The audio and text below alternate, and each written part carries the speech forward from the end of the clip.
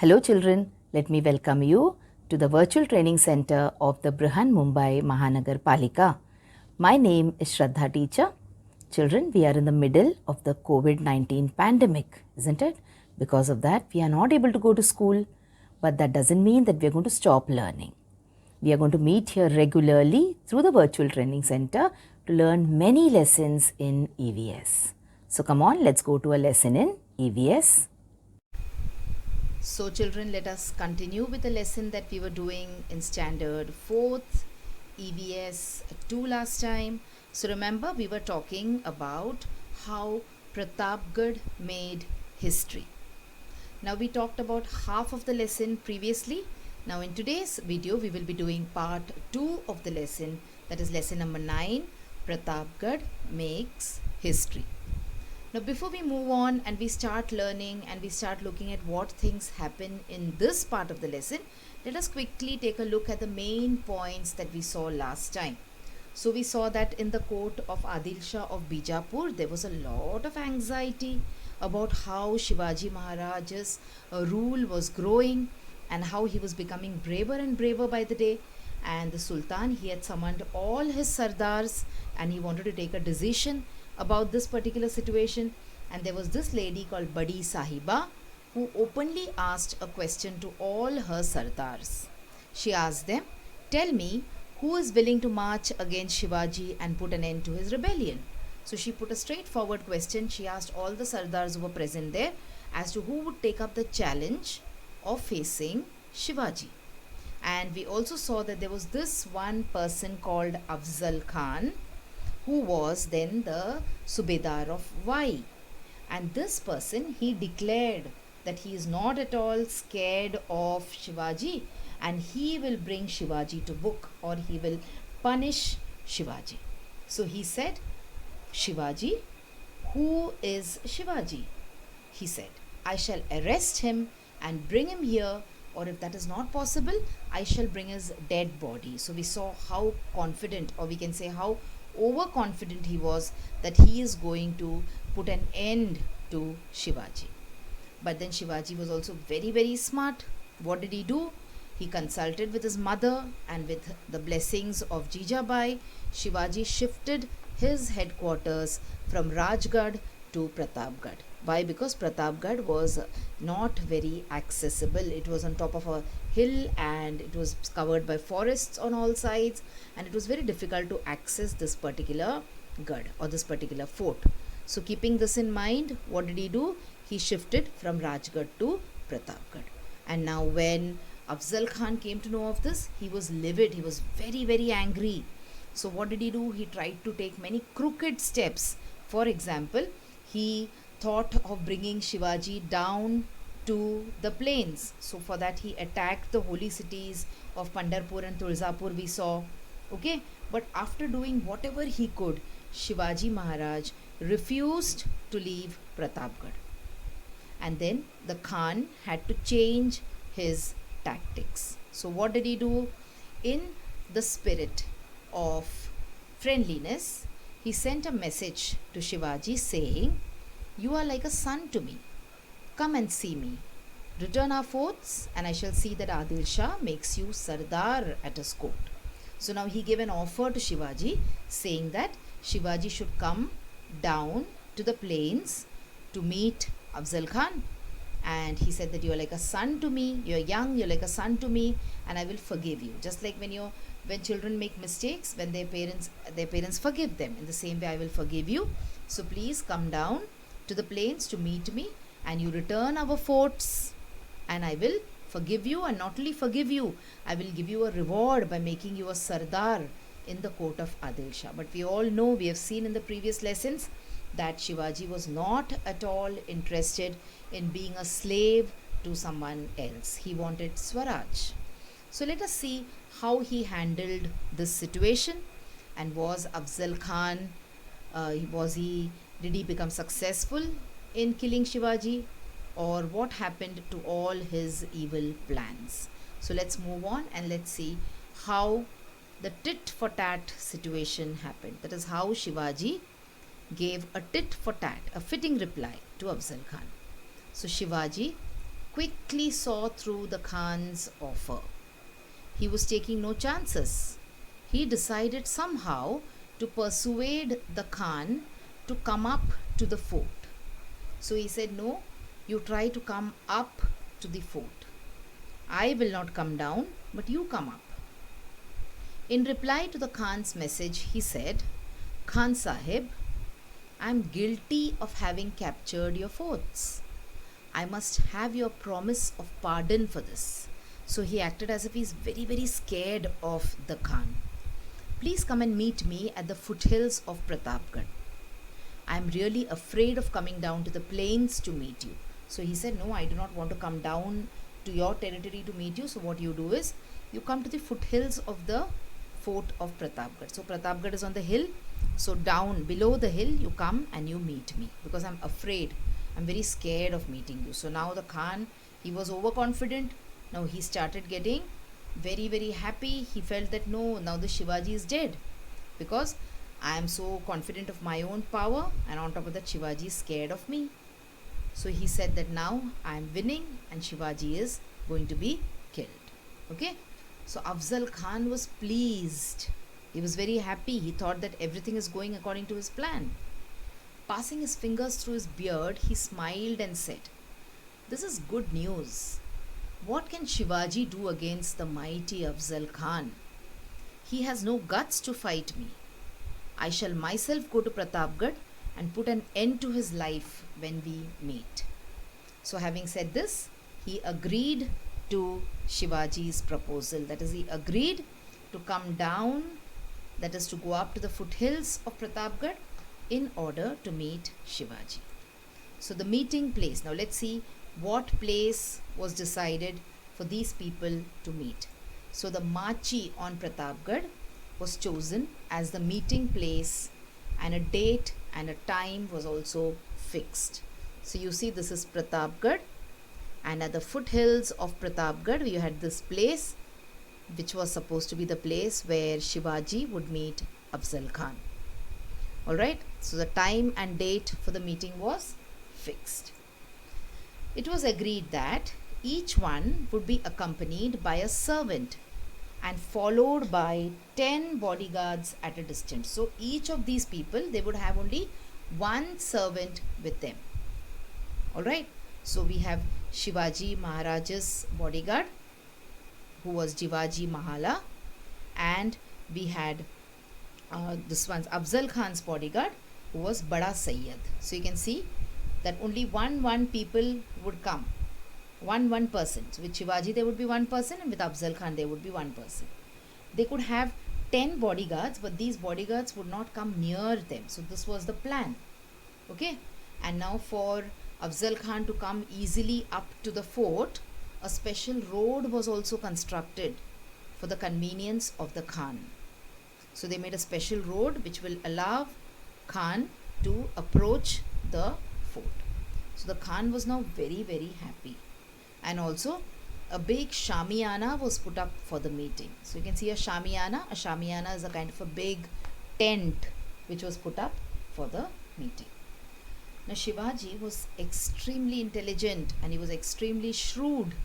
He could think about and he could understand what all problems could come up. So every move of Shivaji was marked with great caution. He planned everything very carefully. He did not leave chance to make any mistake. Okay, so what all preparations did he do?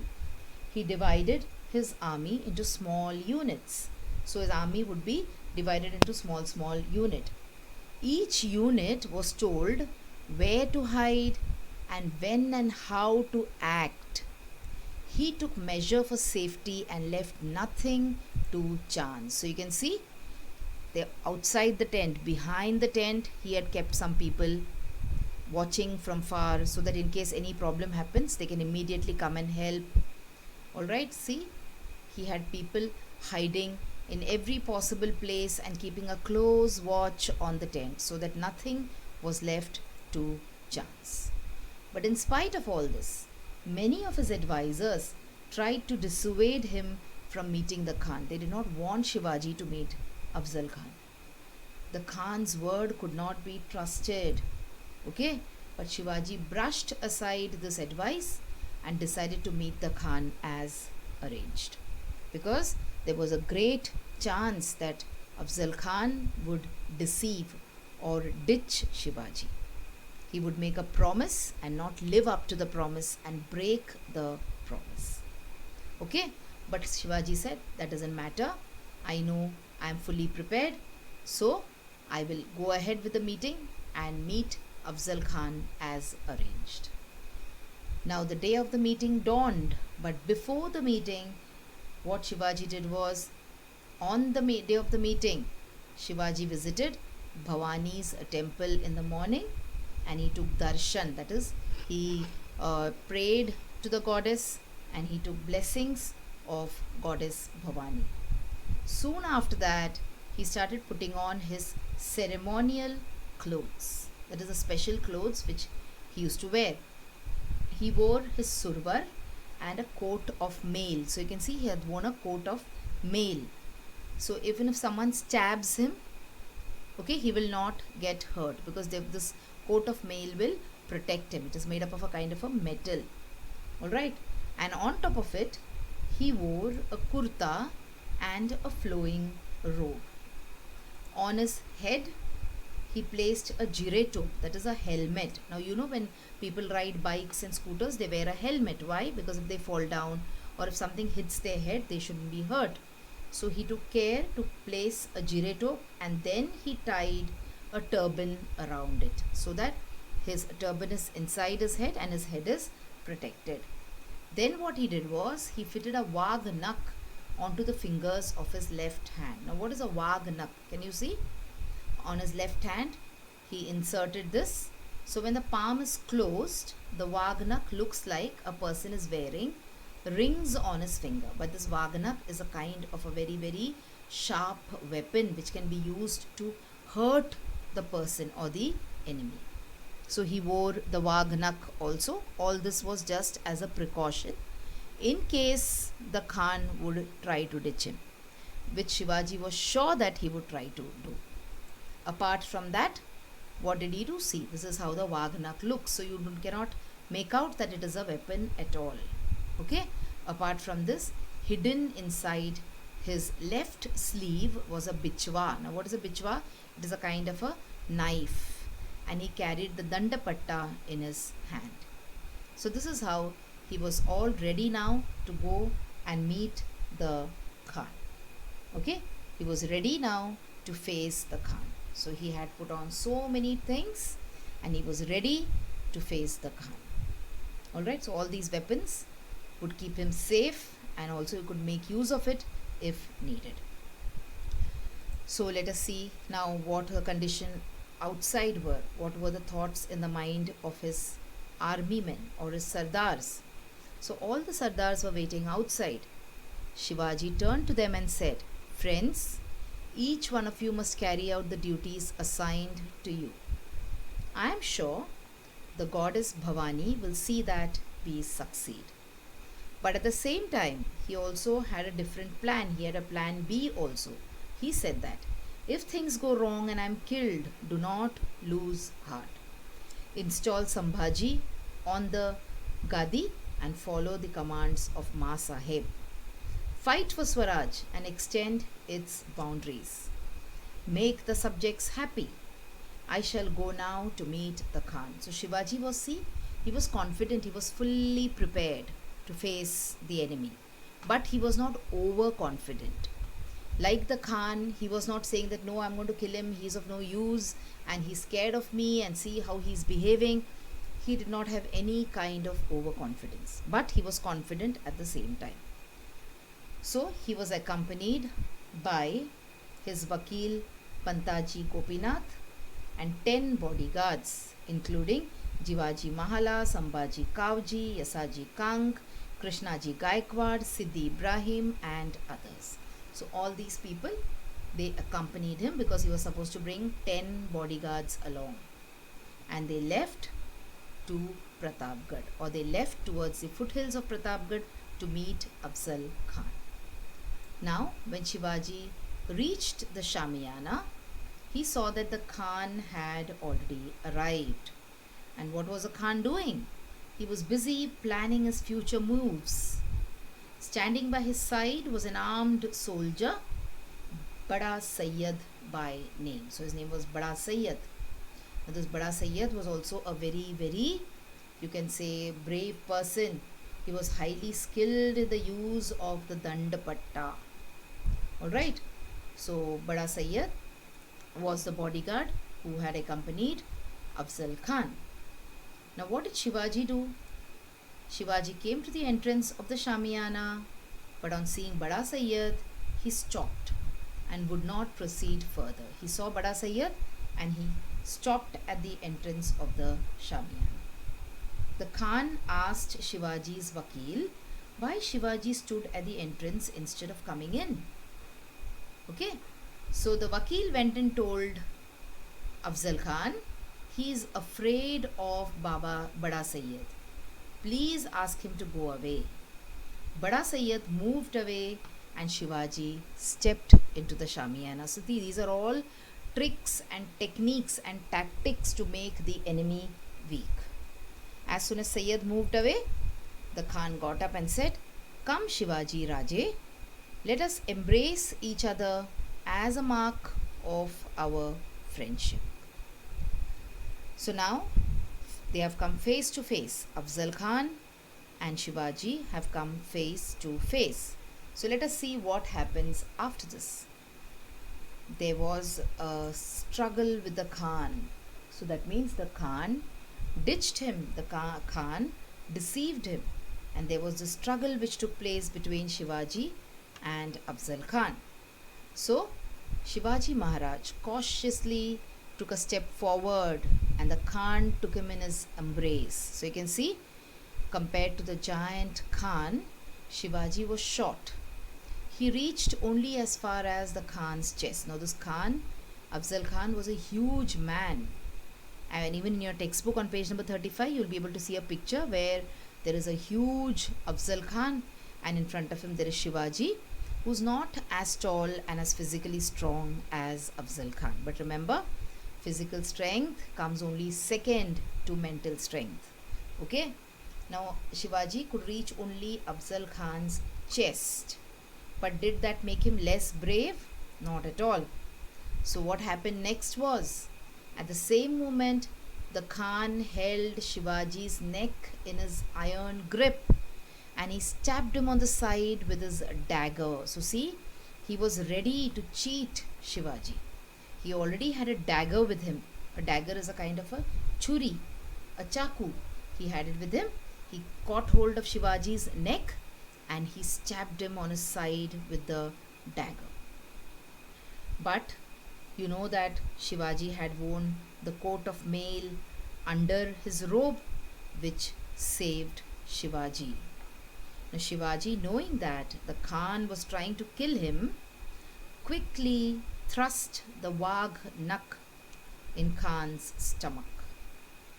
Drawing out the bichwa with his right hand, he drove it into the Khan's stomach and tore apart his guts. Guts means his intestines. Okay, so remember, Shivaji did not attack him first. Shivaji was attacked by the Khan, who had called him on the pretext of making him a friend, and he had stabbed his friend in the back.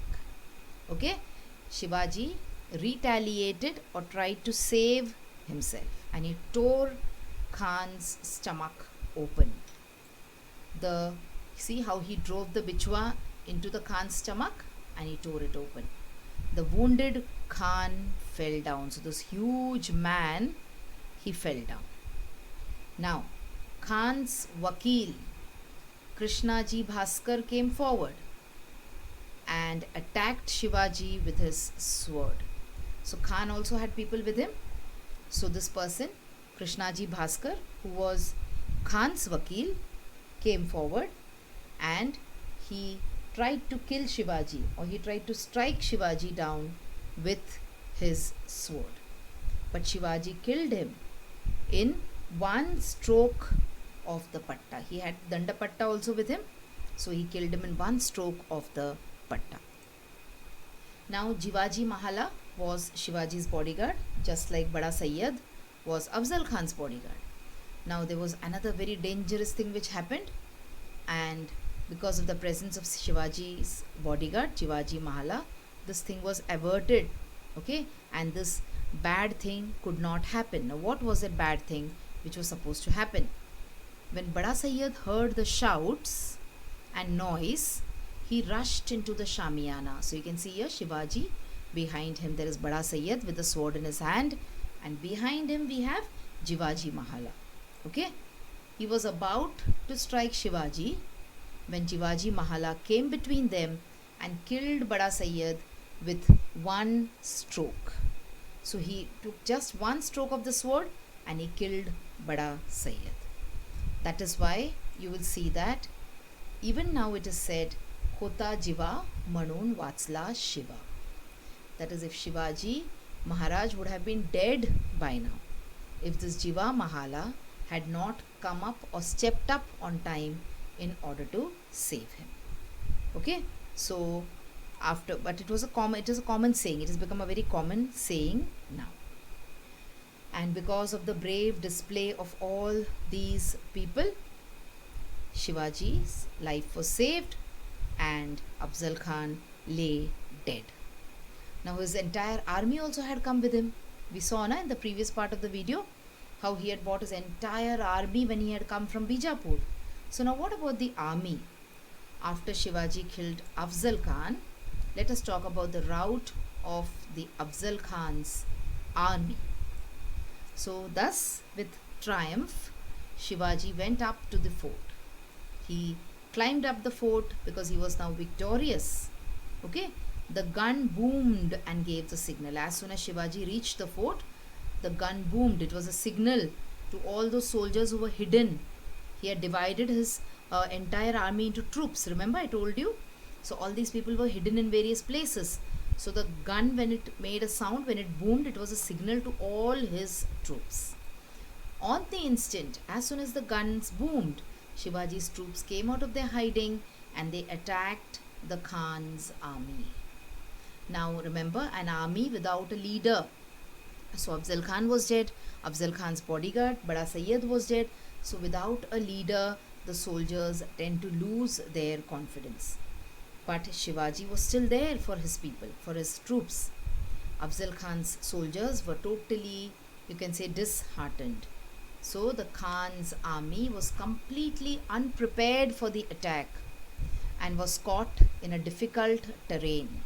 See, they had come up to the Pratapgarh fort. So they had crossed some of the forest and they had come to the fort. So now they were not aware of what the terrain is, what the surrounding is.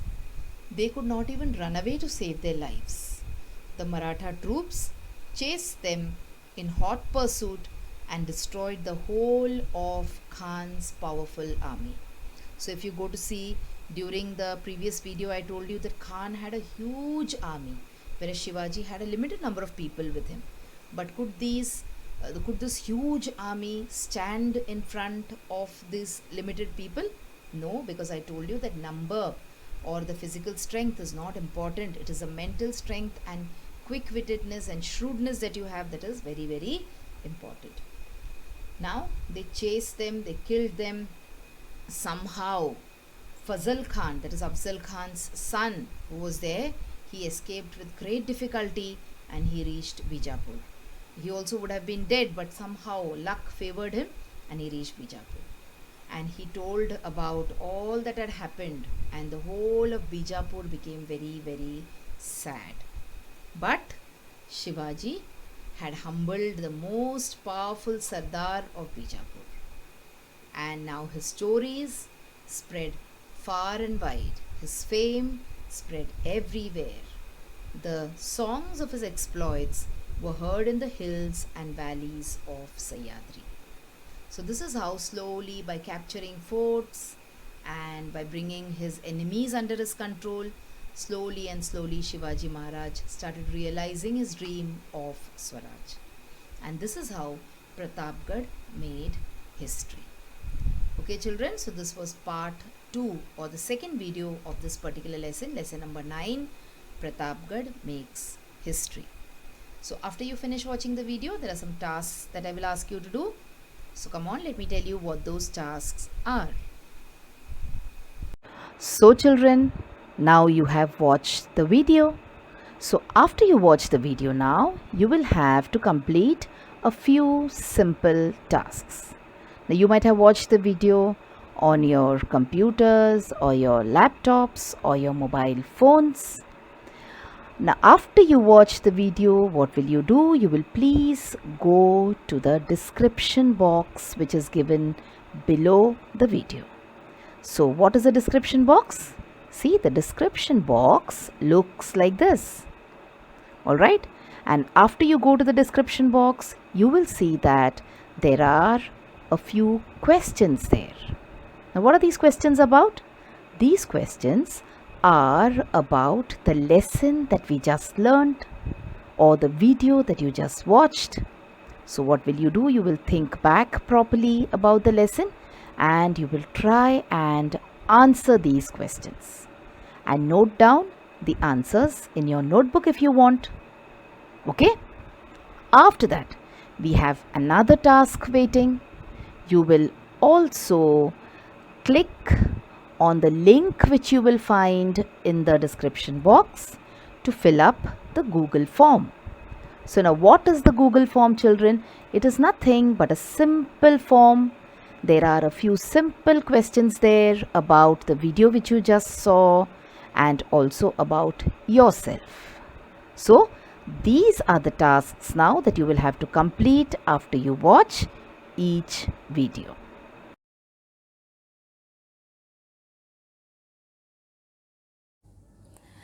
So children, wasn't that a very interesting lesson? I'm sure you learned a lot of new things in this lesson.